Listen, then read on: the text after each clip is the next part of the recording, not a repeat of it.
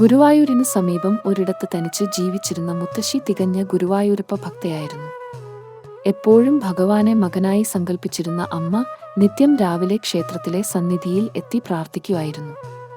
ആരും ഇല്ലാത്ത ജീവിതത്തിൽ ഗുരുവായൂരപ്പൻ മാത്രമായിരുന്നു അമ്മയുടെ ഒറ്റ തുണ. ഒരു ദിവസം മുത്തശ്ശി അസുഖം ബാധിച്ചു. തീരെ നടക്കാൻ പോലും കഴിയാതെ ഭഗവാനോട് പറഞ്ഞു, "കണ്ണാ, തീരെ നിവർത്തിയില്ല, എങ്ങനെ വന്ന് നിന്നെ കാണും എന്ന് അറിയില്ല, എന്നെ താങ്ങിക്കൊള്ളണേ കണ്ണാ" എന്ന് പറഞ്ഞ് അമ്മ വഴിയിലേക്ക് നടന്നു. കുറച്ചു നേരം മാത്രമേ നടന്നുള്ളൂ. ക്ഷീണം മൂലം വഴിയിലെ ആൽത്തറ ചുവട്ടിൽ ഇരുന്നു. കണ്ണന്റെ നാമം ജപിച്ച് ഉറക്കം തുടങ്ങി.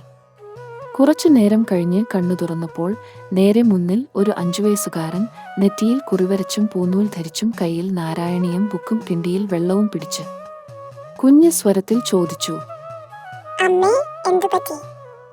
എന്താണ് ഇങ്ങനെ ഇരിക്കുന്നത്? മുത്തശ്ശി അസഹായിയായി മറുപടി നൽകി, "മോനെ, ഗുരുവായൂർ ക്ഷേത്രത്തിൽ പോകാൻ വന്നതാ. തീരെ നടക്കാൻ പറ്റുന്നില്ല, ആരും ഇല്ല സഹായിക്കാൻ." കുഞ്ഞ് നൽകിയ വെള്ളം കുടിച്ചപ്പോഴേക്കും അമ്മയ്ക്ക് ഉന്മേഷം മടങ്ങി. അവന്റെ കൈ പിടിച്ചു ഗുരുവായൂർ ക്ഷേത്രത്തിലേക്ക് നടന്നു. ക്ഷേത്രത്തിലെത്തി കുഞ്ഞിനെ തിരിഞ്ഞു നോക്കി. അവിടെ എങ്ങും ഇല്ല. ചുറ്റുമുള്ള ആളുകളോട് ചോദിച്ചു, ആരും കണ്ടിട്ടില്ലെന്ന് പറഞ്ഞു. അവൻ ഉള്ളിൽ ഉണ്ടാകും, അകത്ത് ചെന്നു നോക്കാം എന്ന് കരുതി. എന്നെ സഹായിക്കാൻ അയച്ച ആ പാവം കുട്ടിക്ക് ഭഗവാൻ നല്ലതേ വരുത്തൂ.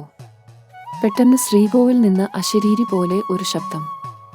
അമ്മേ, അമ്മക്ക് സഹായത്തിനായി വന്നത്, അമ്മയെ കൊണ്ടുവന്നതും ദാഹജലം തന്നതും വരെ ആരുമല്ല, ഞാനാ അമ്മേ.